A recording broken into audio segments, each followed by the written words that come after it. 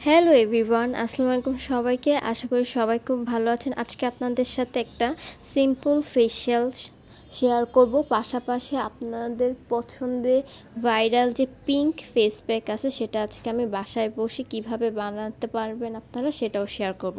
প্রথমে আমি ফেসটাকে হালকা ভিজিয়ে নিয়েছি। এরপর কোকো বাটারে একটা মাসাজ ক্রিম ছিল আমার কাছে, সেটা দিয়ে ভালোভাবে 10 মিনিট ফেসটাকে সুন্দর করে মাসাজ করে আমি ফেসটাকে ভালো মতন ডিপ ক্লিন করে নিব। যেহেতু একটা ফেস প্যাক ইউজ করবো, এর আগে ভালো মতন ফেসটাকে ডিপ ক্লিন করে নিতে হবে যাতে ফেস প্যাকটা ভালো মতন ফেসে কাজ করে। ভালো মতন 10 মিনিট মাসাজ করার পর আমি মুখটাকে ভালো মতন মুছে নিয়েছি।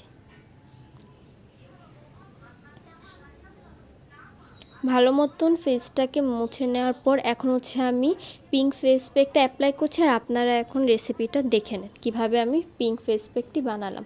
প্রথমে 1 চামচ বেসন নিলাম। এখন সামান্য পরিমাণে কাঁচা হলুদ দিয়ে নিচ্ছি যাতে কোনো কালো দাগ থাকলে এটা যাতে চলে যায়। এরপর বিটরুট দিয়ে নিচ্ছি।